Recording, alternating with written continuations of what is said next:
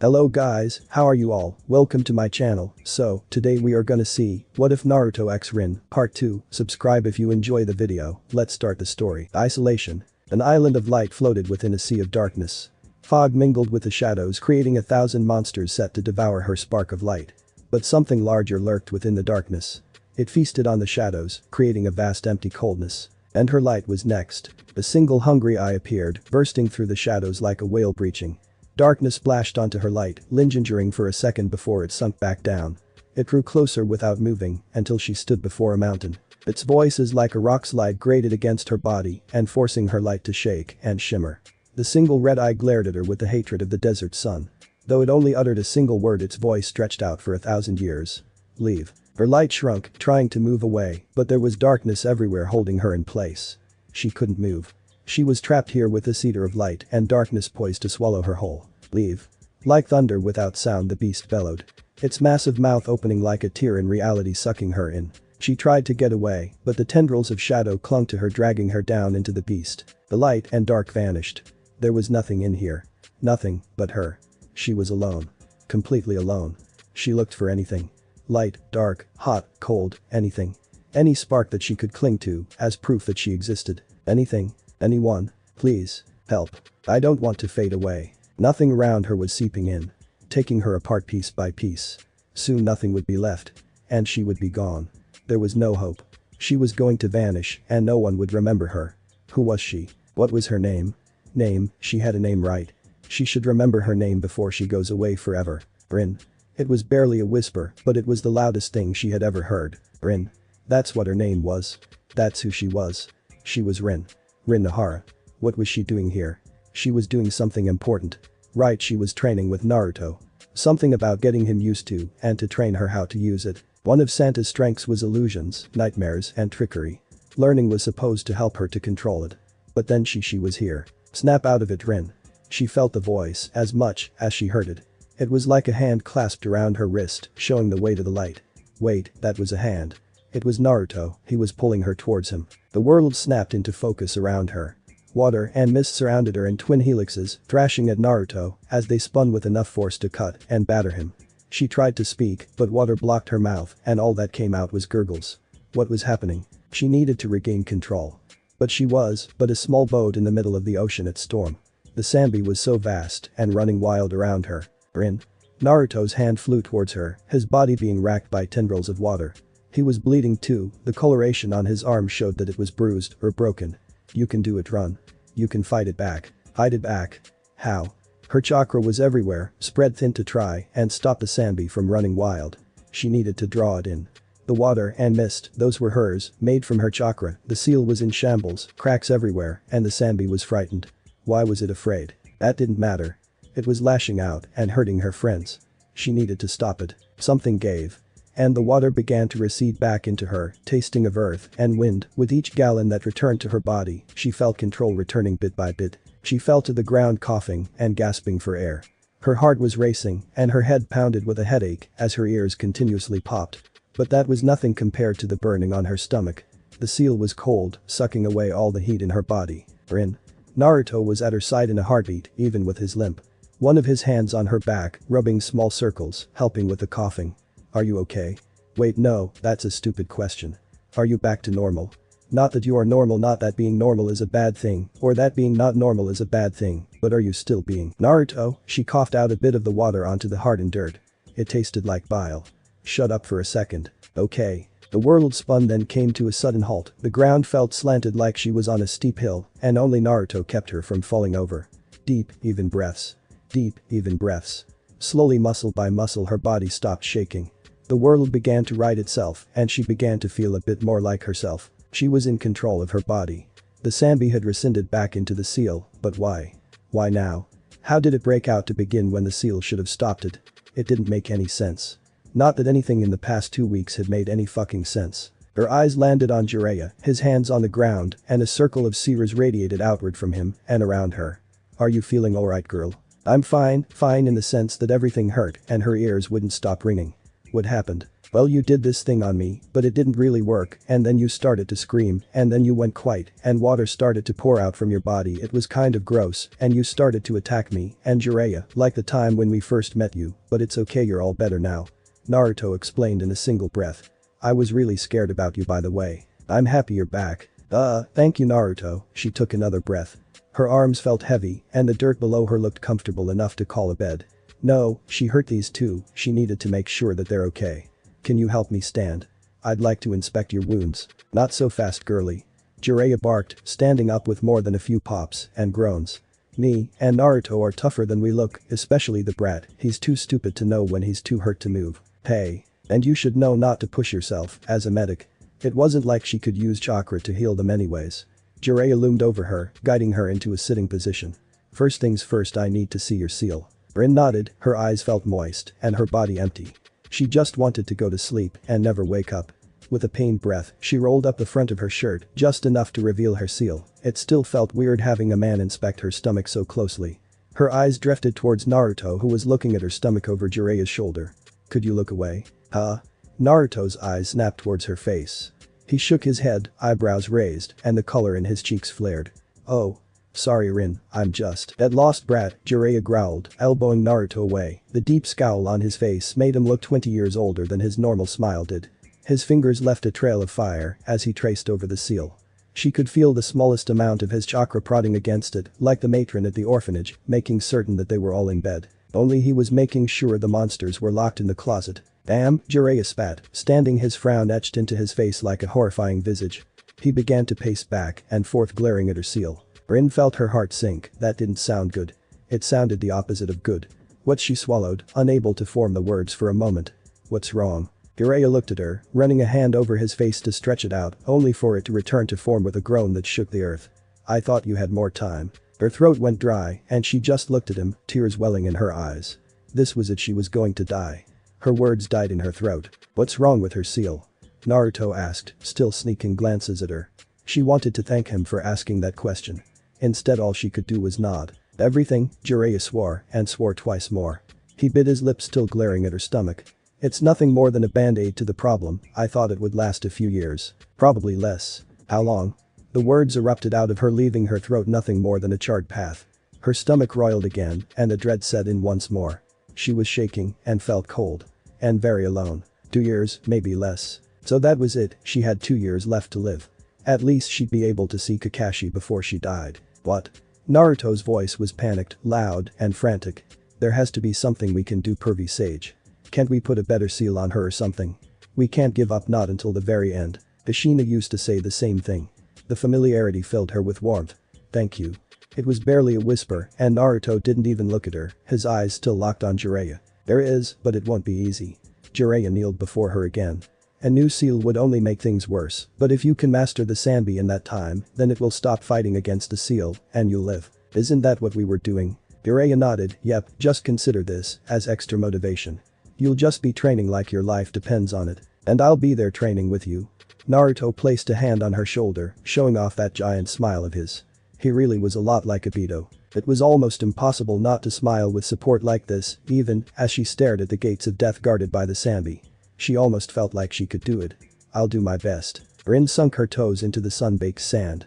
The warmth of the top layer mixed with the coolness that laid beneath was one of her favorite things about the beach. No matter what went around in the world around her, she could rely on the ocean to calm her and let her just forget about everything. The tide was coming in, a dozen small islands barely big enough to stand on marked the rocky peaks of the tide pools. If they had arrived sooner, she would have been ankle deep in the cool ocean water, watching the creatures that called the pools home. Instead, she was watching the sunset change the ocean from a radiant blue to a soft purple capped with red and a golden crown where the sun met the water. With a sigh that weighed more than a mountain, Rin pulled her knees up to her face, using them as a pillow to watch the sea change colors. Soon the sea would be dyed black save for the stars acting as a million shimmering jewels off of its placid surface. It would have been the perfect beach day, warm, with little to no wind. She could already see that Obito would be loud and jump into the water first thing, only to get attacked by some sea creature. Kakashi would tease him like he always did. And she would heal him, as she always did. Minato-sensei would just laugh like he had just been reminded how much younger they were. Then he'd stop when Miss Kashina would show up carrying an entire beach trip's worth of food, towels, and umbrellas with her because she's stubborn and could do it herself. Obito would be teased by everyone to the point where he would pout and she would smile at him and he'd forget it ever happened. For 2 seconds until Kakashi made another snide comment, then they'd be at each other's throats. She'd shake her head and smile all the same. Those were her boys after all. It was to be expected of them. It was a lovely memory, if only it was real.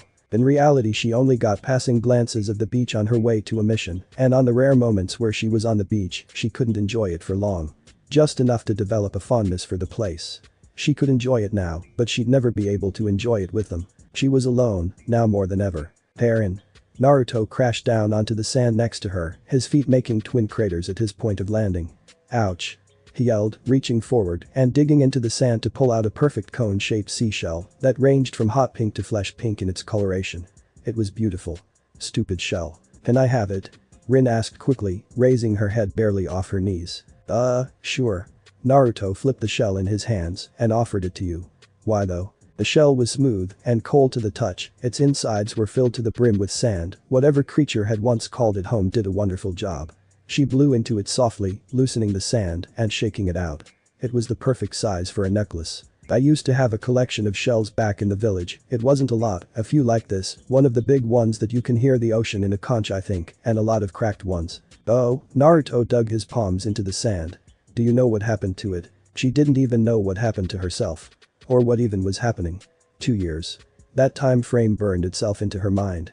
She had 2 years to accomplish what only the Mizukage had done before her. Master the Sambi.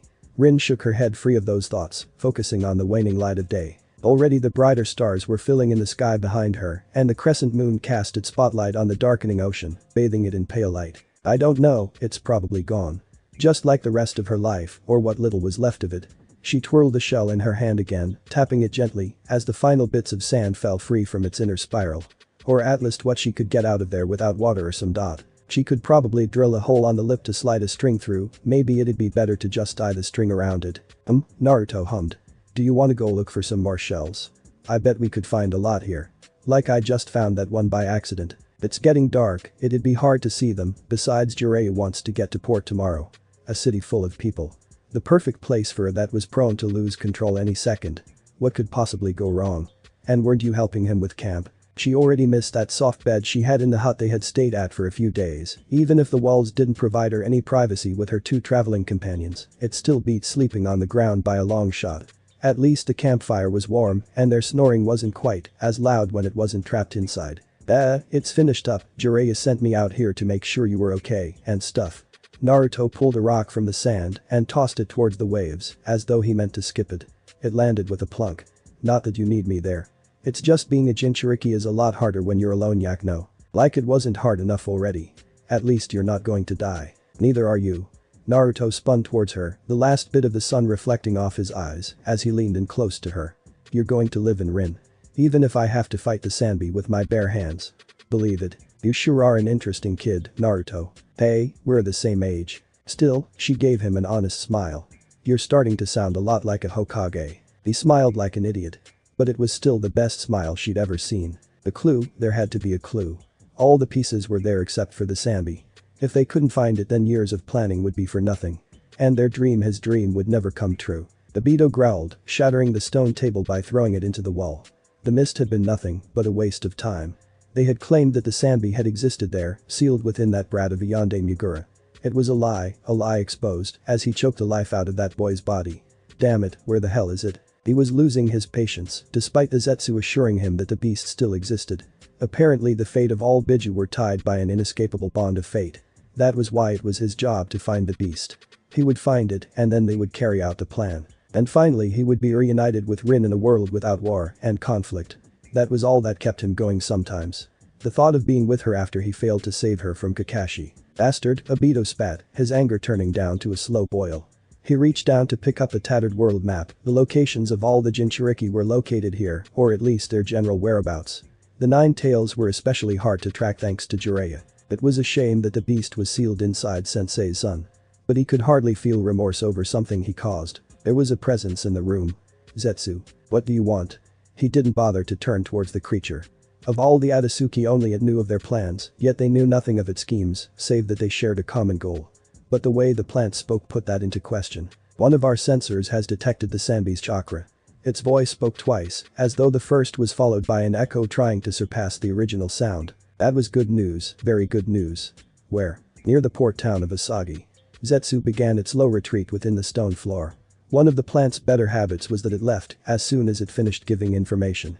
It's near the location where the Nine Tails was last seen.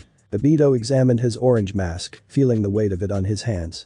It was time to return to the outside world, as Toby once more. If I can confirm the Jinchuriki, should I attempt to capture it? If you can do so discreetly. The plant vanished. Obito placed the mask on and sighed. He hated this childish act he had to put on. It was nothing but the echoing laughter of who he used to be. Toby is a good boy. The knot rested in her stomach. It wasn't because of the smell of rotten fish that permeated the populace. Everything and everybody smelled of salt, water, sweat, and fish. Lots of fish. A fog of grime blanketed the town, leaving everything slick with what could only be a slime made of all the dead organisms of the ocean. No, the knot in her stomach was something else entirely. It made her muscles tighten, unwilling to move forward. The last time she had felt like this, Obito died. It was like her body was screaming at her that she should not be here, that this was a mistake. I shouldn't be here. The words escaped her mouth, as free as a breath, drifting through the foul fog like an angry wasp that stung at Jiraiya. Girl. Jiraiya stopped. It was always girl with him, like he kept forgetting her name or that he wasn't worth noticing. She wasn't, was she? She was nothing without the creature sealed inside of her. If it wasn't for that, then this man wouldn't even give her the time of day. Rin. Naruto bounced into her field of view like a ball of sunshine. A sight that was as welcomed as the first rays of sunshine that woke her up this morning. She wanted to stay asleep. To stay groggy. Don't be like that, we want you here. Besides, I'm sure there's a ton of cool stuff to do in this village. There might even be a mission or something, right, pervy sage? Jiraiya groaned, rolling his shoulders that caused his joints to pop like 1,000 firecrackers. Look, we're just here to meet and informate. We're not going to go on some mission or try to save the day. Asagi is a quiet town where nothing happens, and I plan to keep it that way. Then why can't me and Naruto wait outside? Like at the beach a few miles back, it was low tide now, and she could scour the tide pools for shells and just relax with her feet touching the water. Instead of being trapped in the city feeling like she needed to be holding something back, Jiraiya let out a sigh that could make a child complain of back pains and lead them down another alleyway. The center of the narrow street was a rut where the water pooled, ultimately ending up back in the harbor. Boxes, barrels, and garbage decorated the streets, and any number of cats feasted on their contents. Above them a net of wires and clothing hung like jungle vines. Because Naruto is a trouble magnet. You leave him alone in a village and he'll find the only person of note in the village, piss them off, cause them to enter a dangerous situation, and then save them a few hours later. It almost sounded like they'd been through that before. Jiraiya opened the door to a restaurant that smelled more like butter and bread than dead fish, an impressive feat in this town. And you're here because there's someone you wanted to meet. The glass shattering drew her eyes inwards towards a far corner where she saw him. That constant half-asleep look was shattered. His easily too cool for everything attitude was nothing but a distant memory. It was one of the few times she had seen him cry. Somehow, despite the years between them, he still looked exactly the same. Kakashi? She asked, her mouth going dry. She should have been happy, instead she felt that knot in her stomach grow. Kakashi reached out towards her, unmoving from his spot. She wanted nothing more than to run over to him and hug him. Rin. His voice cracked, tears fell from his uncovered eye. She could see years of guilt and regret melting away, stripping away the man that they had built. You're. But how, you? You don't look like you've changed at all. This isn't some kind of, is it? I wish it was. She brought a hand up to her chest, squeezing it where her heart was. It hurt, every beat was more agonizing than the last. Her standing and not screaming on the floor in pain was a miracle in itself. But I'm here, Kakashi, I'm really me. She hoped. She was still numb to the idea of being in the future. 13 years. She had skipped over so much. He stepped away from his table towards her. The world fell away as she saw Kakashi for the first time. She wanted to cry. She wanted to scream. She wanted to run away and pretend this wasn't real. That this was all some dream and that Kakashi wasn't some old man now. Instead she smiled. But how are you? The words dropped from his mouth, he extended a hand out to touch her. A gesture she mirrored and their hands met for the first time. She used to love him. But he was so different now. And she was still the same. She let go, her hand dropping to her side. How am I alive? She laughed as much as she said, but cried even more, offering Kakashi a shrug. I don't know what happened. You were about to, I was about to, she couldn't say the words. They wouldn't form. After all, it was impossible, Kakashi would never kill her. The world froze, and I felt myself get sucked backwards. The next thing I knew, she was silenced by her face being forced against the rough surface of Kakashi's jacket. This was my first. Kakashi had never hugged her before. How should she act? What should she do? Was it weird that he was now a grown man and puberty had yet to hit her in any meaningful way? "I'm just happy you're alive," his voice cracked again. Here was a man that held the record for youngest hugging her like a long-lost sibling crying his eyes out. No, there was nothing wrong with this. I always wanted to believe that you weren't dead. That you really did vanish. I searched for you, but they said it was guilt. I'm sorry, Rin. I should have looked harder. It's okay, Kakashi, it was so weird to have to actually look up at him. He was as old as Minato-sensei was and probably a little taller. I don't think you could have found me anyways. I only appeared a few weeks ago. Appeared? Kakashi released her and took a step back. Piece by piece he gathered his composure, an aloof shoulder slump, a bored look in his eyes, left foot slightly angled to the right. Yep, this was Kakashi. What do you mean appeared? Time travel, Jiraiya interrupted, motioning towards the table. With a motion, the staff at the restaurant moved as one. The tables were cleared, doors locked, windows closed, and the sign was flipped. Each member of the staff filtered out, changing clothes as they went, fishermen, a few beggars, even an officer. Kakashi looked from her to Jiraiya, passing Naruto along the way. Time travel. Yay. Naruto jumped between them, positively bursting with excitement. When we found her, she was about to be controlled by the Sanbi, but me and Jiraiya beat it up and sealed it back inside of her now. Why don't we sit down with Naruto? Kakashi rubbed his student's head in much the same way their sensei used to do to Obito. It sounds like you three have had quite the adventure. Especially Rin. Don't talk to me like I'm a kid, Kakashi. She was technically a few months older than him. 13 years ago. Wait, how old is she now? Oh, was I? Kakashi smiled, it was the same as he used to back in the day. He reached out and rubbed her hair. You just remind me a lot of one of my other adorable little students. Or do they remind me of you? How are you more okay with this than I am? She pushed his hand away, taking a step back. It all came boiling out of her like a volcano ready to explode. I traveled 13 years into the future, Kakashi. I might as well have been dead by that time. And I would have been if Naruto hadn't stopped me from killing myself. I have the Sanbi sealed inside of me. I still don't want this to be real. The tears were coming. Her will was slipping. The shadow lurked behind her ready to try and devour her whole. But it stopped, something held that shadow back. So please, Kakashi, why are you so okay with this? He looked at her like she was a kid throwing a tantrum. Because, I want you to be alive, Rin. And you're here with me right now. If it is some kind of, then the caster is beyond even the greatest of ninja. If you're some clone, then you wouldn't have the Sanbi inside of you or Jiraiya's trust. I have no reason to believe that you are Rin outside of my own selfish desires. But I have no reason not to believe you either. You jerk. She was shaking. She wasn't ready for this. There was no way that this was real. Why was she the only sane one? How could they just casually accept time travel as an answer? It just wasn't possible. You're supposed to have my side in all this. She bolted for the door. Fumbling desperately against the lock for what felt like years, the voices of the others were nothing more than background noise. She flung the door open, blinded to all but the tears in her eyes, and she ran forward, slamming into the wall and darting in a direction. Why was she running? What was she running from? Where was she going? She didn't know. She didn't care. It didn't matter. She just needed to get away from them. She needed to be alone right now. The knot in her stomach was festering, growing heavier with each step she took. Why? The voice rumbled in her head like thunder without sound. A single thought that did not belong to her. Sanbi. Now even the beast inside of her was showing concern. What the hell was wrong with this world? It was like everything was trying to keep her on the cusp of sanity. Rin. She could hear Naruto running after her. His shouts only made her want to run harder, faster, and further away. She made another turn, pushing through a crowded street that was half fish market, half harbor. She ignored the shouts of the angry fishermen who she nearly pushed over. Nothing mattered. It wasn't real. It couldn't be real. Another corner and she'd be out of the city. Into the wilderness where she could be alone. Then she'd be able to gather her thoughts. And not be an emotional wreck. Yay, that was it. All she had to do was be alone. An hour, a day, a week. It didn't matter. She turned and was stopped as she crashed into someone. Or so she thought. She saw 3 men, 2 were wearing black cloaks with red clouds on them. The other wore only black with an orange mask. It was him that she crashed into, or rather crashed through. She stumbled at the lack of impact, sending her to the ground. Sorry, she mumbled, she had to get away. She needed to leave the city. The man in the orange mask grabbed her, helping her up. But his grip on her arm was like a manacle. He was shaking. Just as much as she was. Rin? She knew that voice. She knew that voice like it was her own. She had heard it call her name so many times growing up. It lacked the youthful cheer it once had, replaced by something sinister and desperate. No, she tried to push away from him. You're dead. You can't be here. Rin, he said again, pulling her towards him.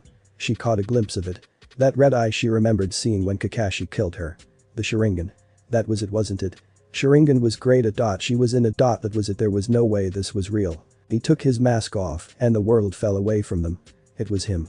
Sure, he was older and it looked like he hadn't smiled in years. But it was without a doubt him. Obito. Her breath felt like ash ready to set the world aflame. Everything was breaking. She needed to get away. She needed to break out of it. She needed to be alone. She fell backwards. Deeper into the darkness, letting the shadows claim her. She was alive. Rin was alive. It wasn't just some random girl that looked like her.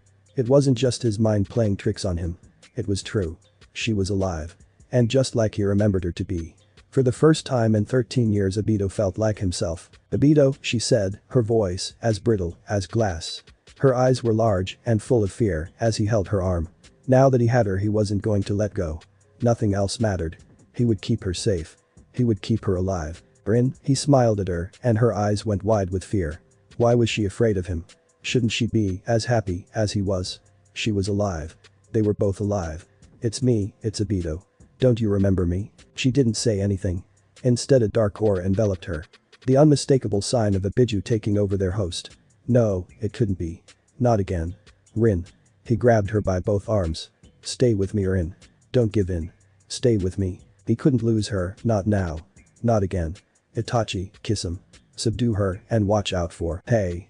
Of course he would show up right now. Kyuubi's Jinchuriki barreled around the corner. What are you doing?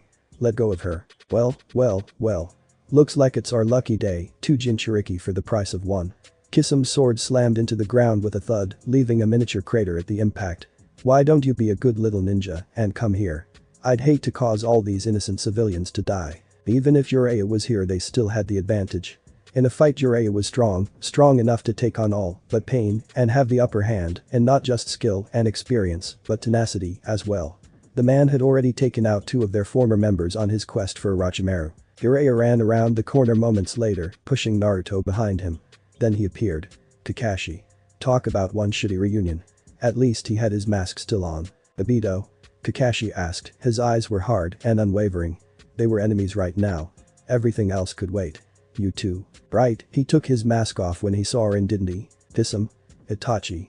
Ignore them, we have the Sanbi, we're leaving. Mist erupted from Rin, thicker than any smokescreen. It clung to everything, seeping into every crevice. Within moments they were all trapped within the beast's dot. Crystal clear water stretched out in front of her. She could see the fish swimming and playing within the shallow shore. The sea was so full of life and beauty. A coral reef formed a ring that kept the dark blue waters that laid beyond at bay. This was perfection. The water splashed against her feet that were half buried in the warm sand beneath the cool water. The sun hung high in the sky, its light only matched by the thousands of stars that joined it. Even the trail of the galaxy was visible that night, marking the trajectory of the sun and the moon as the two danced across the sky. But what held her the most was the sparkling gem-like shells that littered the beach like 1,000 rainbows turned frozen before they could arc across the sky. Reaching down, Rin plucked one up. It was conical, smooth, and warm. A shell made of stars that changed colors on its own. She was alone here. Completely isolated from the outside world. None of that mattered. Here she could stay and be surrounded by her shells and relax next to the water. Rin turned towards the tree that dug its roots deep into the sand, water lapping against its numerous trunks. Its branches turned sharply once they left the water, hanging just high enough in some places where she could sit with just her legs dangling in the water. The tree glowed with each wave, starting from the base and rolling up towards the leaves where shells grew like fruit. Curiosity got the better of her. She took a bite of the shell. It was hard and soft, slightly salty, but incredibly sweet. It was like eating a candied apple. Rin rested on one of the branches, feeling the cool water barely touch her toes. A blanket of sunshine enveloped her. She could be happy here, all alone with nothing to bother her. It didn't matter if it wasn't real. It was better than out there where they were. Time came to a standstill as she watched the stars swirl overhead. They orbited the sun. A hollowness overtook her. What was she doing here? She was running away. Was this who she was? A coward. What would Minato say? Or Kushina? Oh, that's right, the dead didn't talk. The water splashed up around her, nearly knocking her from her perch. But she didn't care, she was far too comfortable. She turned her head just the slightest bit to see herself staring at the Sambi. It was large, but far smaller than it normally was, just big enough to eat her in a single bite, but not large enough to destroy the scenery around her. Somehow the creature seemed at home here. Even if everything about it clashed with the gentle beauty in this place. For another eternity she stared at the creature. And it stared back at her. Neither one of them is moving. Until the beast opened its mouth. "Excuse me, are you done being alone?" Its voice was almost childlike compared to its massive body, but still shook Rin to the core. "The ones outside are loud. You don't want to kill me?" "No. Why?" For some reason she just had to ask that question. Here was a creature of death and destruction that had been used to turn her into a living bomb, claiming that it didn't want to kill her. Her instincts were telling her she was an idiot to just accept it and move on. One of the creature's tails extended towards her, the three large spines acting like a thumbless hand. A conch filled with various other shells sat on her lap. "My collection. You collect shells too?" Rin picked up one of the small shells inside the conch and marveled at it. It was a sand dollar, in perfect condition, not a single crack or missing piece. It didn't shine like the ones growing from the tree. This one was real. "It's a lovely collection. Thanks, it's gone now." The collection crumbled to dust in her lap, blowing away with the wind. "I'm sorry, I know what that's like. I've lost my collection as well." Rin sat up to look at the creature more fully. It could end her right now if it wanted to. But it didn't. "Right. Do you know where we are?" The Sambi nodded and its tail poked right above her heart. "Here, in your dreams." "I like your dreams, they're tasty. Your nightmares are not tasty." It stuck out its massive tongue like a child being forced to take medicine. "You eat dreams? Is that why she has had so many nightmares?" "No, she had those before the beast was sealed inside of her." "So you don't want to kill me? Do you want me to kill you?" Rin caught herself just before she fell into the water. Her heart was racing. She didn't know the answer to that question. I don't think so." Then why had it been tormenting her? Why had it been trying to break out all this time? "Then I won't." It shook its shell from side to side. "The loud ones are pushing me back inside again. It's your turn now." "I'm sorry." "It's okay." She was still confused. Still lost at the actions of this beast. Lost at what her friends and teammates had told her and how they acted. Why were they all so okay with this? Even Obito was back from the dead and didn't even bat an eye at her time traveling. Wait. His Sharingan. She had seen it that night. This was all his fault. Rin was slammed into consciousness with the force of a charging bull. She woke up to see destruction around her, a pillar of coral extended skywards, and the remains of a building were skewered on it. The wall that surrounded the village was shattered, and trees were uprooted. But it was localized. "Rin." Naruto shouted, pulling her into a hug. It was warm and inviting. She fell into the hug, returning it using Naruto's heavy breaths to slow her own. Once her breath was steady did she look around. Kakashi was hurt and panting, Jiraiya had blood pouring from a few spots. A ninja she didn't recognize stood to the side wearing a green suit of some kind. Wait, was that guy? Where did he come from? But no Obito or those other two ninjas that were with him. "Where's Obito?" she asked Kakashi. Separating herself from Naruto before her cheeks began to feel warm. "That was Obito, right?" Kakashi nodded. "It was, and he got away. We have to find him again." Another retch and more bile poured from his mouth. It was bitter and sour, burning his throat and nostrils with whatever lingered inside of him. Obito slumped against the toilet, resting his cheek against the cold surface. The energy to care about things like where he was simply did not exist. All he had known for the past day had been a poor excuse of sleep with dreams that haunted him and the cold comfort of the toilet as he vomited into it. It was like his body was rejecting his own existence. There was no doubt what it was. It was her. It was all her fault. She was supposed to be dead. He was going to make a perfect world so that she wouldn't have died. But now here she was alive and exactly as he last saw her. His stomach twisted, forcing more of the bile up from his mouth. Food would only make it worse, not only because it would add more fuel, but because the very idea of eating made his limbs feel weaker. He was going to wither and die here in the bathroom. "I can't believe it." Obito slid to the side, his head bouncing off of the wall hard enough to rattle his teeth.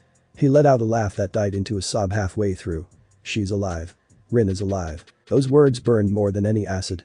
They tore at his heart, shredding it to ribbons. What the hell had he been doing for the past 13 years? Following some dead man's blind hatred about the world. A world so beautiful that it allowed Rin to exist, not once, but twice. A world that would allow a monster like him to exist at the same time as her. He had murdered her.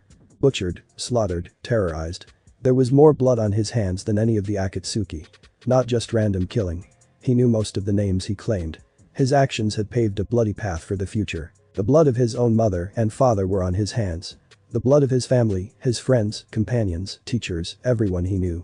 He had killed them all, and for what? A chance to see Rin again. That was it, wasn't it?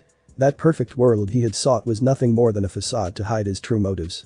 To see Rin again. And he had been willing to plunge the world into chaos and darkness to obtain that dream. What a pitiful creature he was. What would Rin say if she knew all that he had done?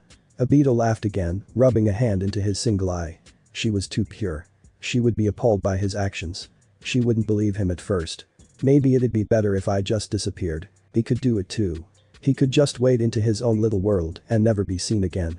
It'd be better than facing Rin as the monster he was. With Kamui he could simply never be in this world again. Kakashi was right. He really was just a fuck up. That was it, wasn't it? This was all his fault. Rin being here.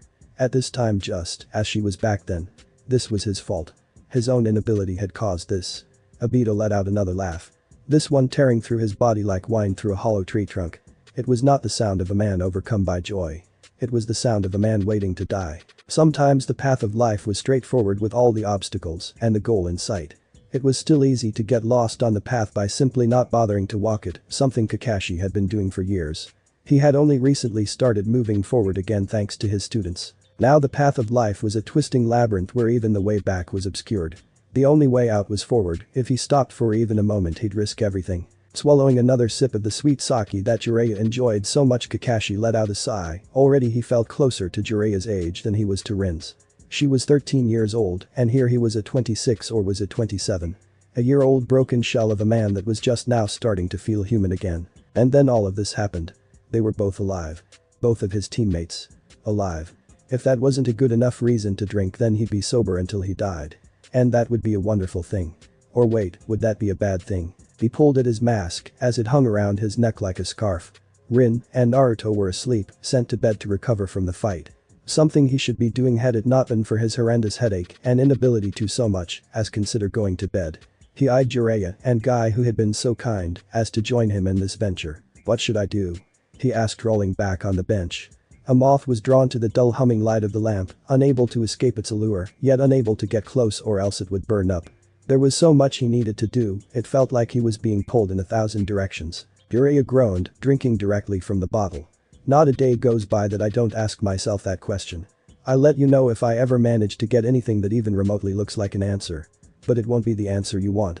It'll be my answer. Start digging for yourself. Kakashi. Guy slammed his drink onto the table. My youthful rival, all will become clear in action. Once you start you must not stop and commit to the goal. That is the only way forward. You must follow your heart. His heart. He had shut that thing away years ago when it started screaming in agony. But what would it tell him now? What did he want? Rin, Abito, Konoha, his students. Rin was here with Jiraiya. She was struggling to control the Sanbi sealed inside of her, only made worse by the 13 years of life she had missed out on. If he was here with her, would that make things easier or harder? He was a familiar face, but was that good or bad? His duty to Konoha was something he needed to consider as well. They were just now getting back on their feet and needed him now to perform the missions that others could not. This meeting with Jiraiya had already cost them so much. And then there was Abito. Abito was alive and lost. He wasn't just a part of Akatsuki, he was their leader. Another drink burned his throat. What had happened? How could someone that had once dreamed of being the Hokage, of making the world a better place, possibly be the leader of Akatsuki? There had to be more to it than that. His students, as well, he owed them more than he'd cared to admit. Sakura was still in the Leaf training day and night to catch up to Naruto and Sasuke. He hadn't seen that much drive in anyone since Guy. Naruto was with Jiraiya, learning to control the Kyuubi and becoming a more well-rounded shinobi. Sasuke was as lost as Abito was. They pulled at his every thought, each one bled into the next and threatened to drown him under a sea of possibilities. I think. Silenced by Jiraiya's arm meeting the table like the sound of thunder, Kakashi stared at the teacher of his teacher. Don't make your choice when you're drunk, Kakashi.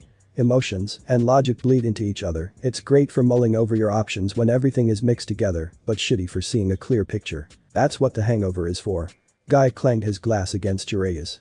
Now then, my youthful rival, what do you say to me, and you have a competition? That sounded like a wonderful idea. Alright Guy, what is it? What do you think? Guy grinned, pulling out yet another bottle of drink. The cork came off with a hiss, and the smell that drifted out of that bottle could have torn the paint off the walls. Last man standing wins. That's 2 good ideas in a row, you're on a roll tonight. So that's what he looks like without a mask. I was kind of hoping he'd have buck teeth or something else.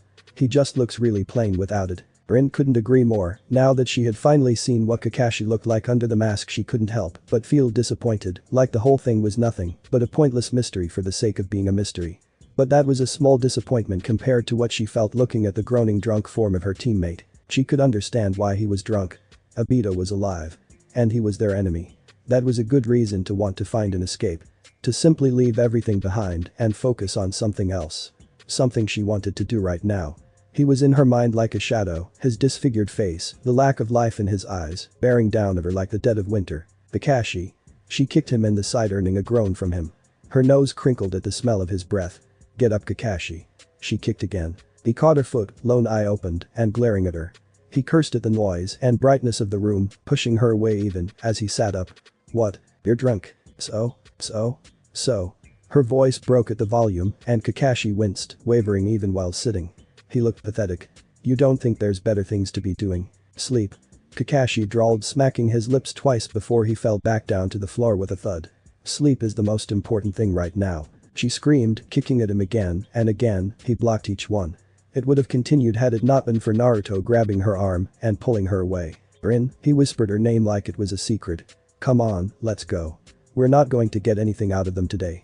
I know it sucks, but there's nothing we can do. He's done this before, enough to know what to do. The 3 steady breaths. Rin calmed herself and let out a long sigh that made her feel twice her age. If she was, she'd be on the floor twice as drunk as Kakashi. Fine. Despite having 6 ninja that could wipe the city off the map and a rampaging battling it out just inside its boundaries, life continued on as normal. Already the port was bustling with fishing boats coming in from the morning's bounty. A few trade ships lined the docks, bringing in the various goods that the people needed. But it was mostly fish, and more fish. At least the fog that had strangled the city when she first entered had finally lifted, revealing the splendor of the sea. Hey. Naruto called, drawing her attention from one of the few stalls that wasn't selling fish. You want to head to the beach? The lady over there said there's some cool whirlpools and something called a blowhole over that way. Are you sure it's safe? What if he came back? What would she do? What would she say? Obito was alive. She wasn't dead. And Kakashi was a drunken asshole that drank his problems away instead of dealing with them like a man.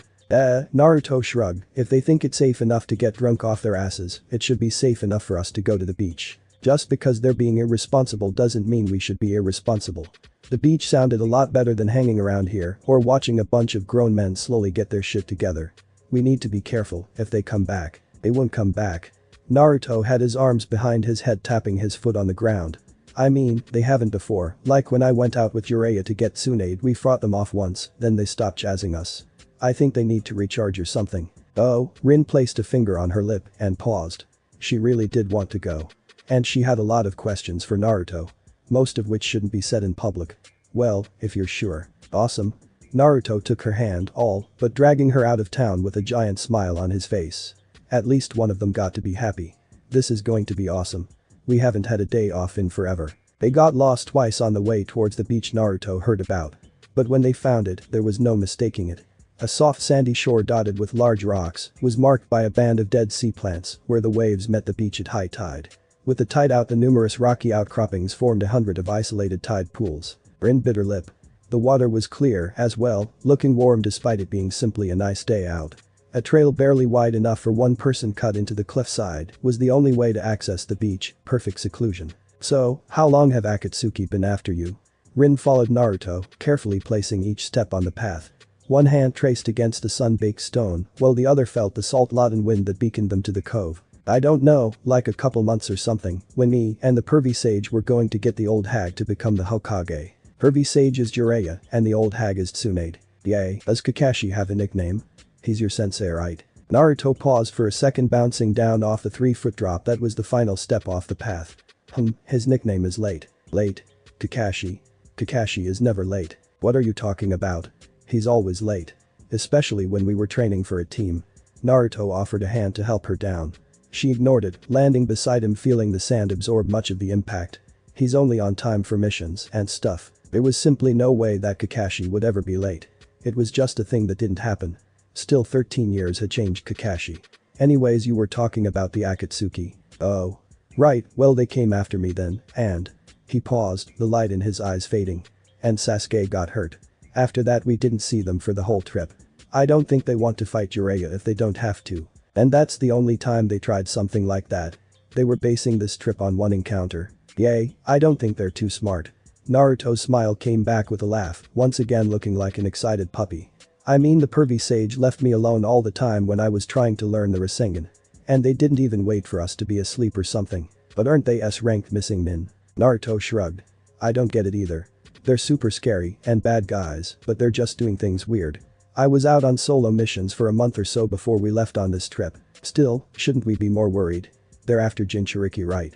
Why? What could they possibly want to bid you for? Or doing something to stop them? We are. Naruto walked backwards towards the shore. He never took his eyes off of her, a soft reassuring smile on his face. It reminded her a lot of Minato-sensei actually. That's why Jiraiya is training us, or at least part of the reason. The water was slightly too cold but still pleasant against her feet as it rushed in the gaps of her sandals. One of the tide pools had a hermit crab scuttling about, a few unclaimed shells lay in the sandy bottom. A few frolicked about, dashing from one side to the other at random. A lone starfish sat in the shallows, one of its legs barely out of the water. What's the rest of the reason? She asked to pluck out one of the shells. It was a small little coquina barely the size of a coin, easy to lose and easy to carry, but hard to break.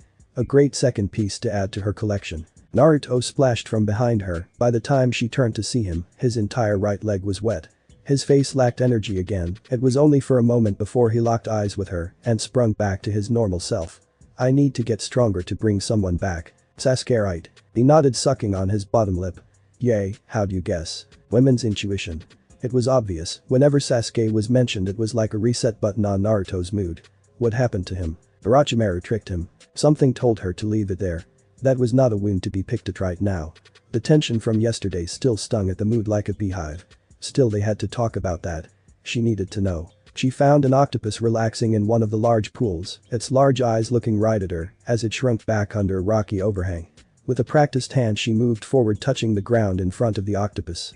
It aware, some giant predator had seen it.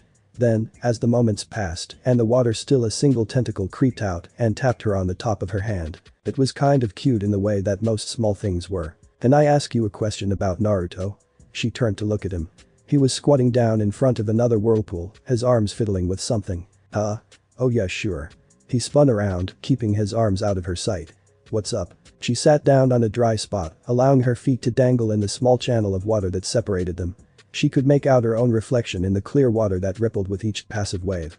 At least she still looked the same, even if anything was different. Have you ever spoken to the Kyuubi? She had expected the question to hang in the air. To force an awkward silence between them. Instead she got, yay, and he's a giant grumpy jerk. Calling me weak and a brat while grumbling about escaping. Naruto put on his best big scary demon voice.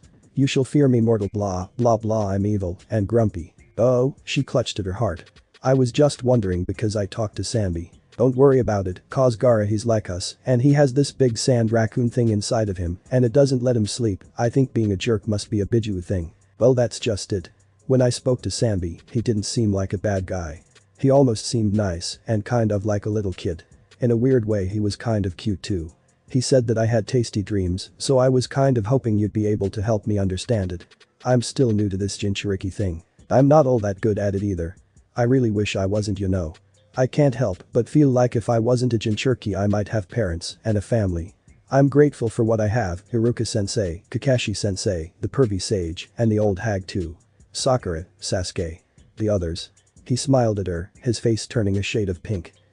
But I still want more. She stood up on the water's surface, crossing the deepest part of the water. A sea lion poked it out of the water to eye her curiously. I know how you feel, Naruto. If I hadn't become a Jinchuriki then who knows what could have happened. She'd probably be married with a kid right now. Touching Naruto's shoulder she sat down next to him. But we have to keep moving forward, right? We don't have a lot of time to look back. Thank you, Rin, it's nice to be able to talk about this stuff. He shifted his hand again, still keeping whatever was inside of it out of her sight. I mean, with someone my own age. You can't talk about this with your friends. He bit his lip and took a breath. It wouldn't be the same, they wouldn't really be able to get what it's like having a giant grumpy demon inside of you. Yay, probably not. Rin smiled. But I think the Akimichi do a good job with their stomachs. They shared a laugh. Naruto held out his fist in front of her face, his fingers slipped and a thin string of leather with a shell secured at the bottom fell free.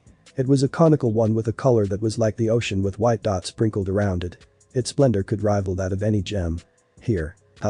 It was a lot like Naruto's eyes. Sparkling, simple, elegant, and blue as can be. What's this? Well, you like seashells, right? So I made this for you. He was looking away with a blush on his face. Was he embarrassed that he did a bad job? Sure, the string could be more secure, but it was still beautiful. She leaned forward and Naruto took the hint, sliding the necklace around her head. It was heavy, but also kind of warm, in that it made her happy. Thank you, Naruto, I'll be sure to keep it with me always. Years later, they would discover that in this village giving a girl a blue shell from this cove was a marriage proposal. Thanks for watching my video, see you next time, till then sayonara.